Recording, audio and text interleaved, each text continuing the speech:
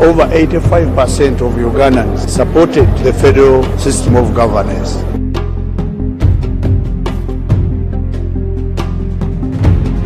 Ekintu kyokka ekigenda okututaasa bannayuganda ye federo. Museveni oba muhoozi tewali asobola kubeera mu buyinza.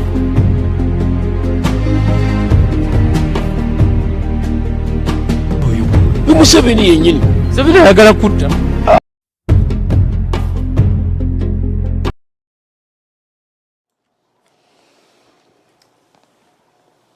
Munsasireko bangambye nti situbadde na ddoboozi aba production era introduction mbadde temugiwulidde muna tusaasira okutaataagana okwate kwe tufunye.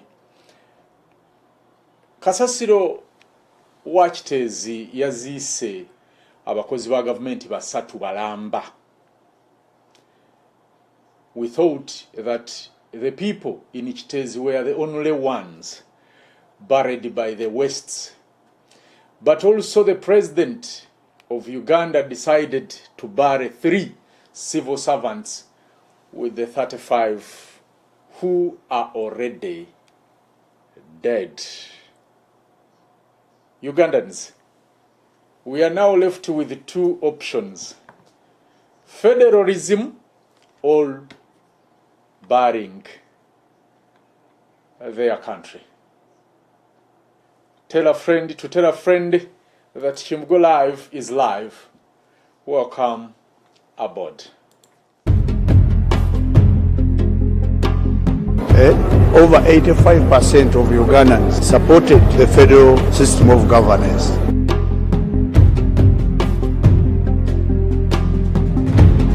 Ekintu kyokka ekigenda okututaasa bannayuganda ye federo. Museveni oba muhoozi tewali asobola kubeera mu buyinza.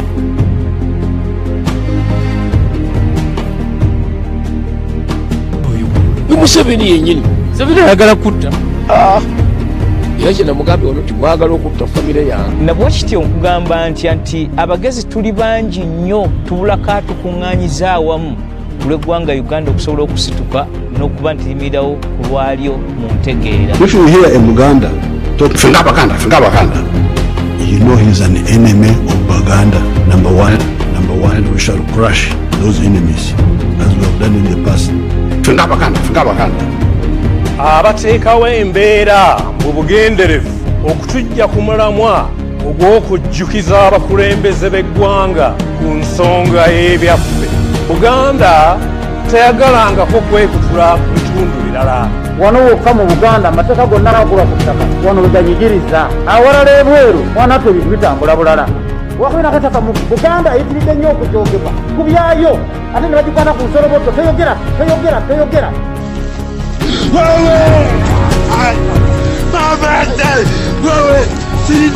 Sirina, njakusoma.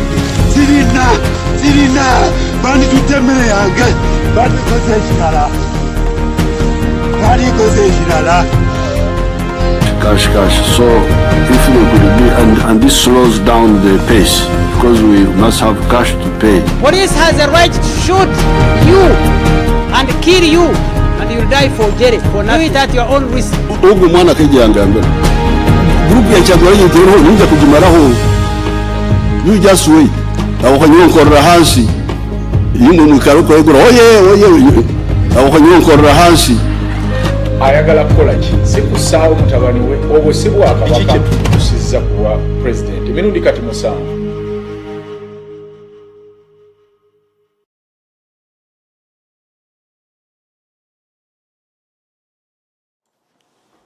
Kale nyongera okwaniriza gwe yenna amaze okutwegattako wano ku UNN n'olunaku olwaleero tulokalire owulire ate bye tukuleetedde leero.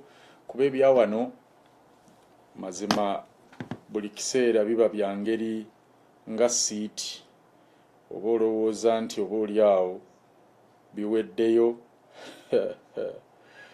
ogenda okuwulira ate ng'ebirala bizze ate nga nabyo ddala byetaagisa okuba nga bimanyibwa eri oyo afaayo ku nsi ye mu ggwanga Uganda.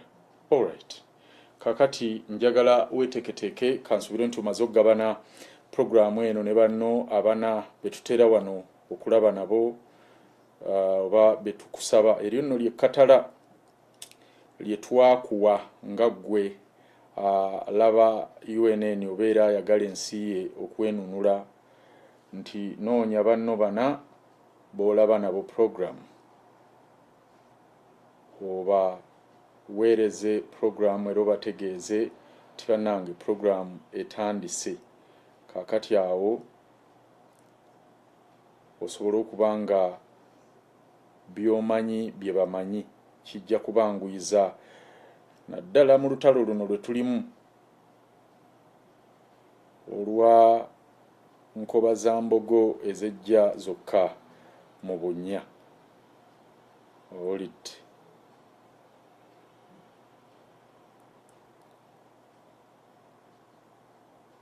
era njagala ku ddakiika eno oba omaze okubasindikira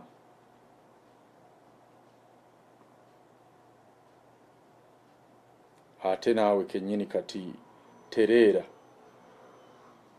tubeere nga tusimbula.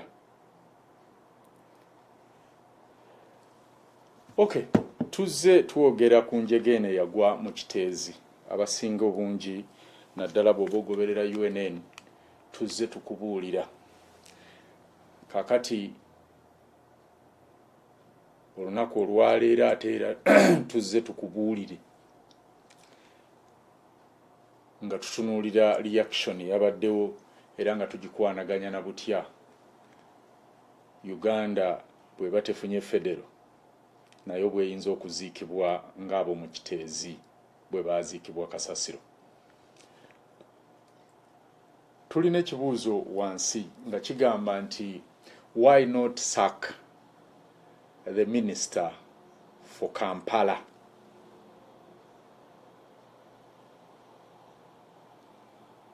Okuva ku njega eno lwe yagwawo e Kiteezi twesanze nga kino kifuuse namulanda ng'amabeere g'embwa.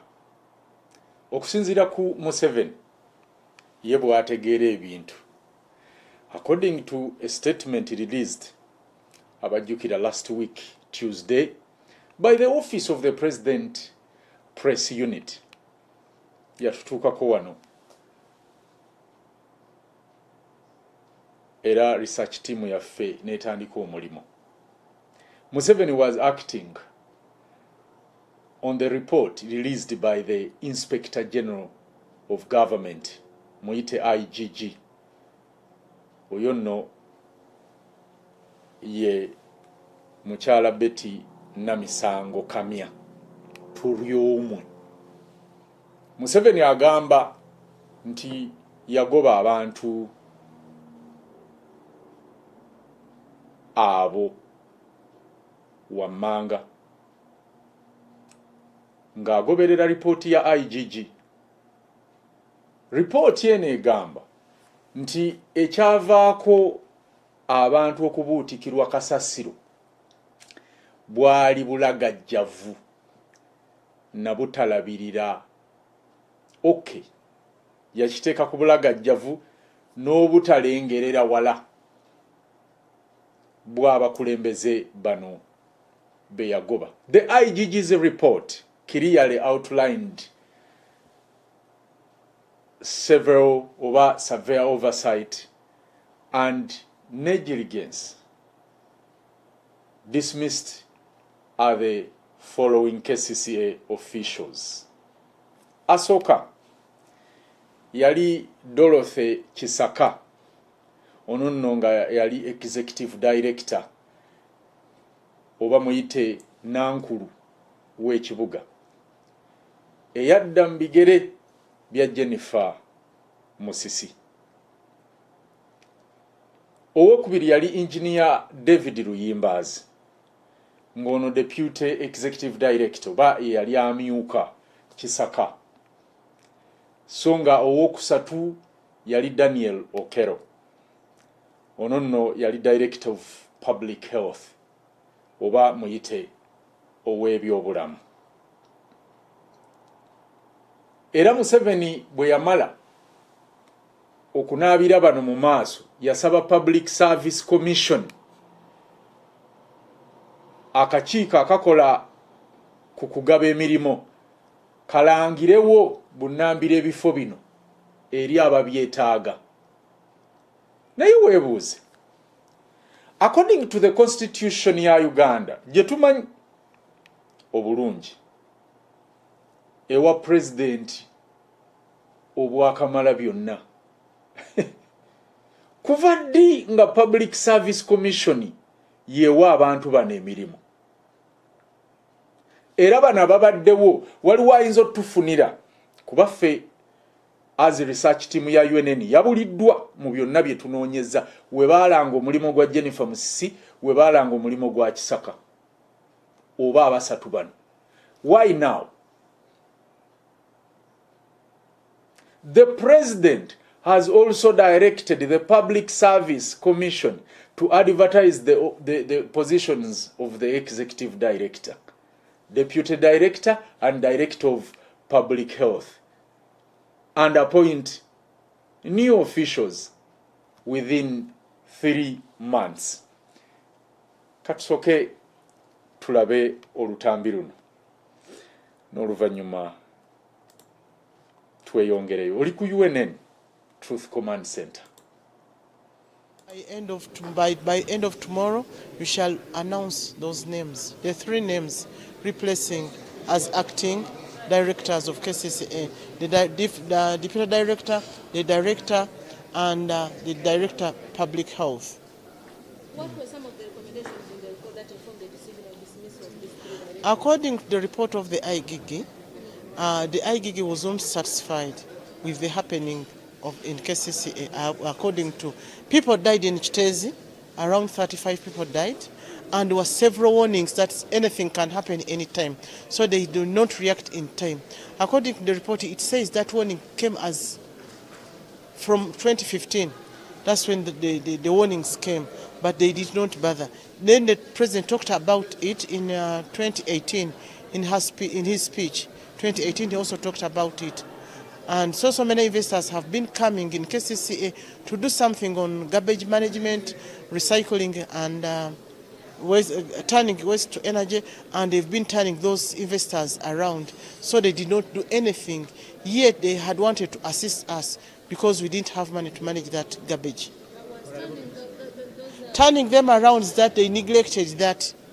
They neglected their ideas. And that's what they said in the report, that there was some corruption in that issue. I'm not an IGG, so I cannot say, but according to the report, that's how it read, that there was some corruption in those issues. What would be the mode of selection of the interim? We select someone who has the capacity, one thing, and educated, with an experience to work with public service. But that is not our work. That's the work of Public Service Commission. They are going to advertise. Then after 3 months, they will appoint someone who will be an eligible person to work in KCCA as a director. But we want someone who is so hardworking and who is a person of people.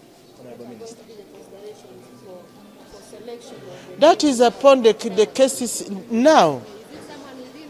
Within, we are going to appoint someone from inside there to act for 3 months. Then afterwards, yes, today or tomorrow. We are also looking around, see who is the best. So you wait for our communication by end of today or tomorrow.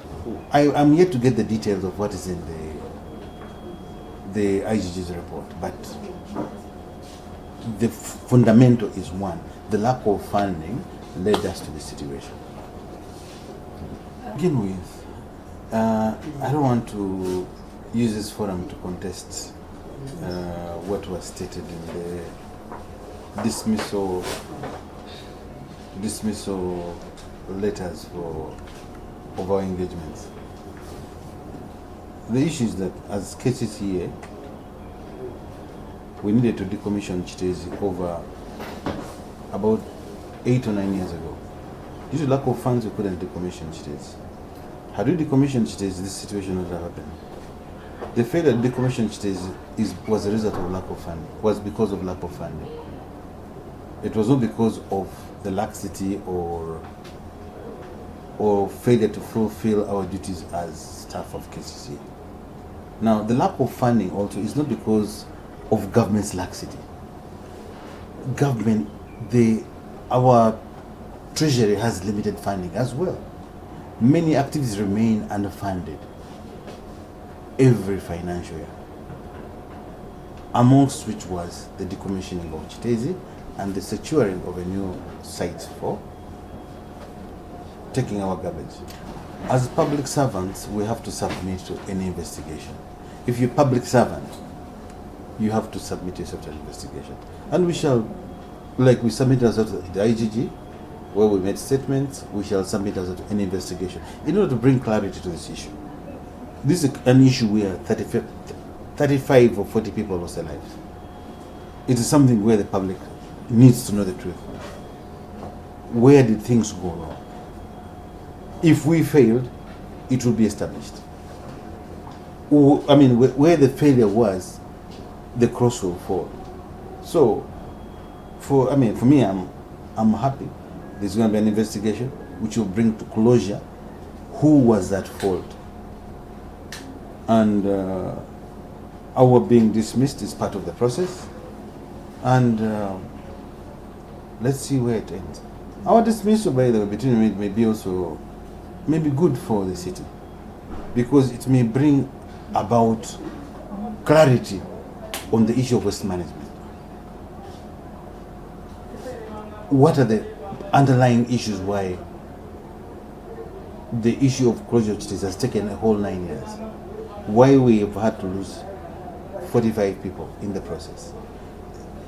Why funding is required to be prioritized to ensure such a problem does not happen again? So there are positives and negatives. At an individual level, it may be a minus, but at institutional level, there is a plus that is likely to come out of this. In that the dangers of inadequate attention to waste management are now very clear in the public's eye, in government's lens, and everyone. The 4.1 billion that is spent every financial is intended for equipment that spreads the rubbish when it gets to Kiteezi, so the mountain does not rapidly grow. Because when you come and dump rubbish, the mountain grows faster if it is not spread. So this equipment we hire from a company called Nippon. It gives us a bulldozer and an excavator. So all the rubbish that comes from Okono, Nansana, Chira, Machinde, Sabagavo, Wakiso, and Kampala, all those trucks go there and just dump the rubbish. KCCA spends the money to spread this rubbish, then overlay it with gravel, so the mountain does not grow so fast. If we're not doing that, this mountain would have collapsed much earlier than it did. You can imagine. Anyway, sijja kubasunira ngate ndi wa kusumulula okuddamu ebyo byonna bye muwulidde byogerwa mu katambi ako. It's unfortunate nti tuzze tulaba obutambi bungi obw'abantu abavuddeyo nga bagala kola mulimu guno ku bwereere, naye ate okuwulira abakulu nga beekwasa ekya ssente ng'ono. Oyo gw'olabye asembyeyo omwami yabadde omumyuka wa Nankulu, ate yasoose ono ye mukulu Luyimbazi, then yasoose omukyala ye Hajati Misa Kabanda, ye minisita wa Kampala. Naye tujja kugenda kawolawola, mujja kuwulira kiki ekyatukozesezza omutwe ogw'olwaleero nti federalized oba federalize the country or BURRY it. Kakati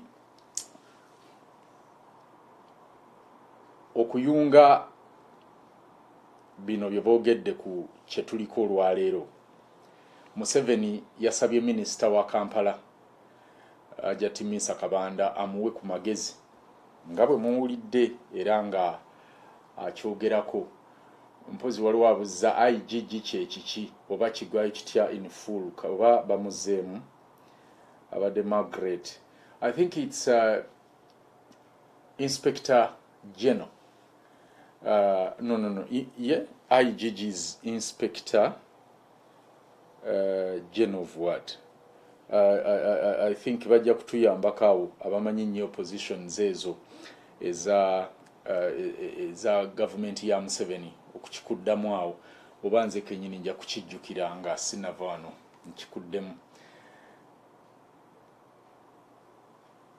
Museveni kugambye yasabye minisita wa Kampala amuwe ku magezi oba amuwabule ku kakiiko ak'ekiseera akayinza okugira nga katambuza emirimu mu Kampala nga tegiyimiridde olw'okubeera nga tewali bantu bali mu bukulembeze nga bankalakkalira. Additionally, the Minister for Kampala, Ajatimisa Kabanda, has been tasked with advising the President on interim appointments for the position to ensure that operations within KCCA continue without disruption until permanent replacements are in place. Era, this just disturbs me. Olwo abenkalakkalira ababaddewo babadde bakola ki? Kyoyagala kireme kuyimirira era nga kirina okufunirwawo abo mu bwangu nga bwonoonya abenkalakkalira. Mbuuza gwe Mr. Museveni, kyokka ekisinga okukwewuunyisa era KCCA n'okutuusa kati oba bbanga kyeriise obukya kasasiro ono abuutikira abantu ow'omu Kiteezi mukimanyi nti ekyanoonya ekifo we bajja okuyiwa kasasiro. This is madness. In August, the Kiteezi landfill collapsed, burying more than 30 people and displacing many others. Since then, Kampala and its environs are still looking for alternative dump sites. Era kasasira ayanjadde buli woolaga era buli w'okuba amaaso mu Kampala. Osanga emmotoka za kasasiro ku Lwentebe, n'osanga emmotoka za kasasiro ku Hoima Road, n'osanga emmotoka za kasasiro ku Bombo Road, n'osanga emmotoka za kasasiro ku Jinja Road. Ndowooza ku Masaka Road eyo gye zibadde zitannakwata. Kino kitegeeza nti ebifo bingi naddala ebirimu ebibangirizi abakulu bano bagenda kubifuula dumping grounds. Teekawo amaaso ago. This has led to garbage piling up in many parts of Kampala and its surroundings. Ebifaananyi bulijjo mbiraba ku social media. Ndowooza era nga bwe bagamba nti ekibi kirondamu nawalubwa era ne bano bemulaba mu bifaananyi abasatu abagobeddwa bw'abakeerera bubi ku olwo. Singa kino tekyabeerawo oba tekyatuukawo, bano tebaali badde nga bagobe kati. Naye twebuuze ng'oggyeko ekyo ebirala byonna babadde babikola bulungi. Now, my fundamental questions, over my fundamental question for starters is, lwaki Minisita wa Kampala si ye yagobeddwa?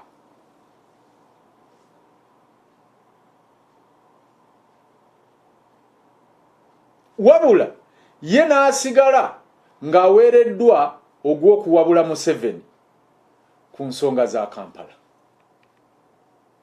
Nsuubira nti in any case omuntu eyandibadde asooka okukunyizibwa mu nsonga eno eya Kiteezi yandibadde minisita wa Kampala.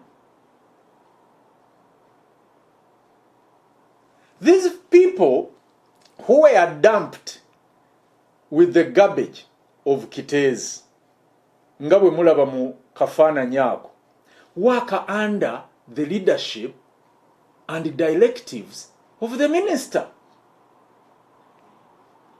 In any case, Minister wa Kampala avunaanyizibwa kyenkanyi ku njege eno eyagwa Kiteezi.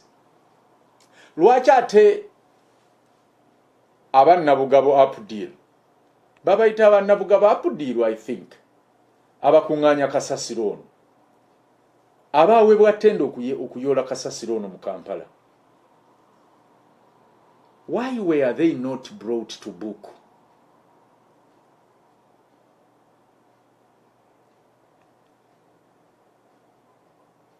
Kati omusango gwa negligence ogukwata oba oguvunaana bano abasatu Kisaka, Luyimbaazi n'Akero oba Okero, lwaki bali bokka nga minisita taliiko? Naalibadde ndowooza nti minisita alina okugenderako wamu nabo, si bokka ate era n'oyo eyakwata ttenda ya kasasiro. Kubanga bw'olaba ewantu nga wajjudde nga bwe tuzze tubiwulira nti warning yatandika kuva agambye gwa October oba November last year, era gwayiwa kasasiro n'osigala ng'oyiwayo kasasiro, kitegeeza gwe watta abantu bano. Let us get serious on this matter, bannange.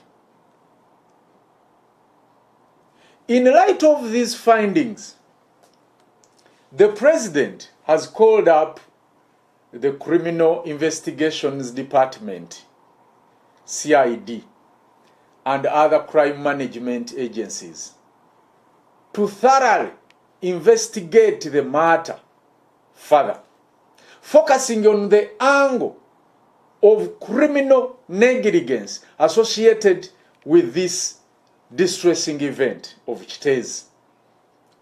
Museveni yasabye CID n'ebitongole ebirala ebinoonyereza okunoonyereza ku nsonga eno eya Kiteezi nga beesigamye naddala mbu ku nsonga eya negligence. Here, as UNN Truth Command Center, we also default to the President of Uganda. Already, he has corrupted the investigation. Ndowooza okunoonyereza kwandibadde tekuli conditional, kwandibadde open search, oba kwandibadde open such that kyonna ekizuulibwa kyekenneenyezebwa. Kubanga abagenda okunoonyereza bajja kugenda with preconceived ideas nga balina a fixed point to reference. Abamanyi investigations oba abasoma ku investigations, kino bwe tukiyita. President Museveni okwogera bw'ati oba okulagira bw'ati abagenda okunoonyereza, it may also imply that the president could be knowing more than what he needs people to investigate. Kakati osumbuyira kiba investigators ng'ate gw'olaga already omanyi buli kyobasindika okunoonyerezaako. That is wasting taxpayers' money. Kubanga lwaki obawa area gye balina okussaako essira.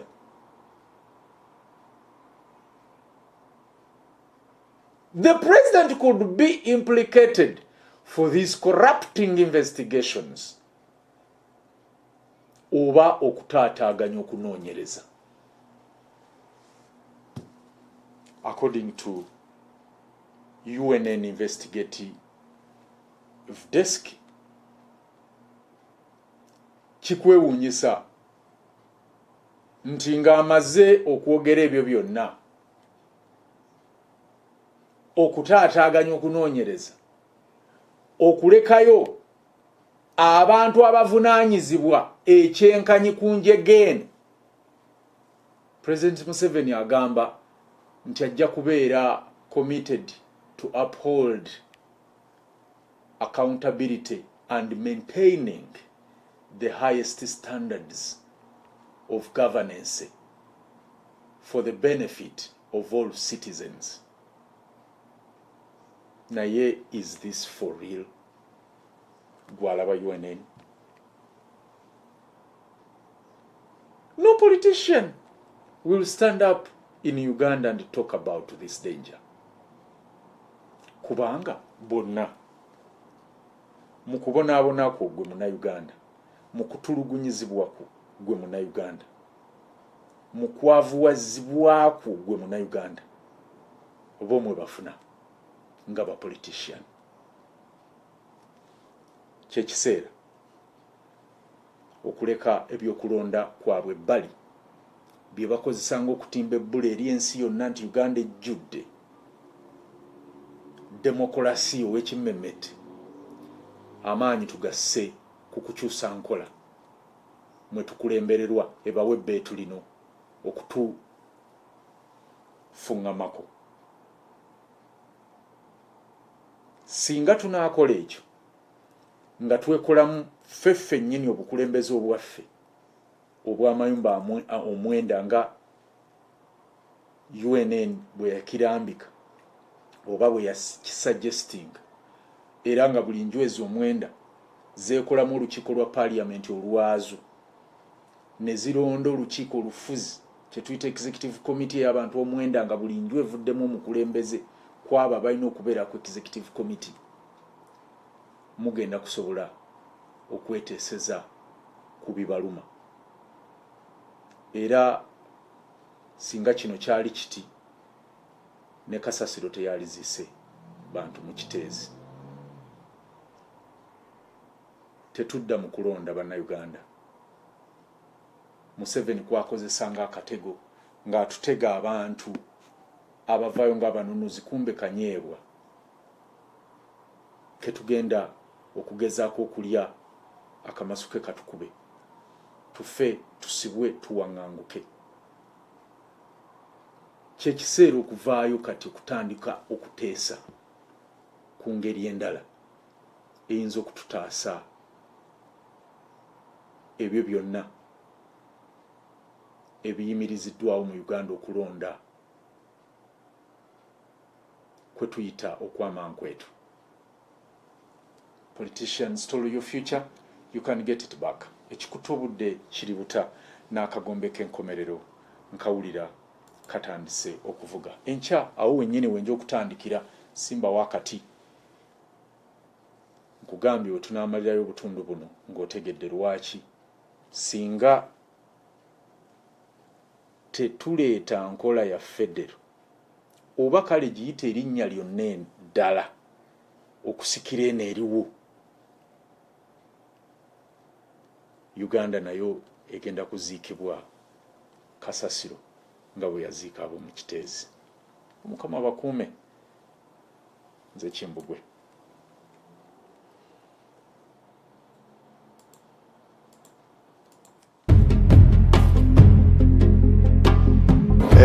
Over 85% of Ugandans supported the federal system of governance.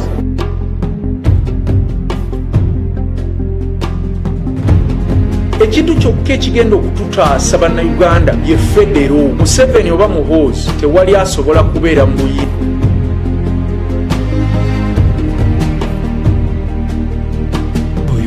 Museveni yennyini Museveni ayagala kutta era kye namugambye wano timwagala okutta famire yange. Nabwe kityo nkugamba nti abagezi tuli bangi nnyo tubulako atukuŋŋaanyiza awamu ku lw'eggwanga Uganda okusobola okusituka n'okuba nti limirirawo ku lwalyo mu ntegeera. If you hear a Muganda talk Finga Baganda, you know he's an enemy of Baganda. Number one, and we shall crush those enemies as we have done in the past. Finga Baganda. Abateekawo embeera mu bugenderevu okutujja ku mulamwa ogw'okujjukiza abakulembeze b'eggwanga ku nsonga y'ebyaffe. Buganda teyagalangako kwekutula ku bitundu birala. Wano wokka mu Buganda amateeka gonna agagulwa ku ttaka wano we ganyigiriza. Awalala ebweru wanatwe ebintu bitambula bulala. Wakwina kataka mu Buganda eyitiridde nnyo okukyogebwa ku byayo ate ne bagikwana ku nsoloboto. Teyogera.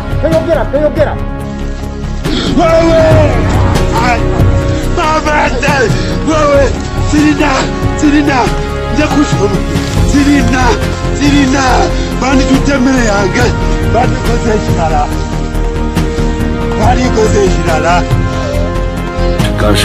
So if we could be and this slows down the pace because we must have cash to pay. Police has a right to shoot you and kill you, and you'll die for jail for not doing it at your own risk. Ogu mwana kijanga mbele. Group ya chagwanye tero ninja kujimaraho. You just wait. Awakanyonkorra hansi. Yimwe mukaruko egura oye. Awakanyonkorra hansi. Ayagala kukola ki? Si kusaawo mutabani we obwo si bwakabaka kye tutusizza kuwa president emirundi kati musanvu.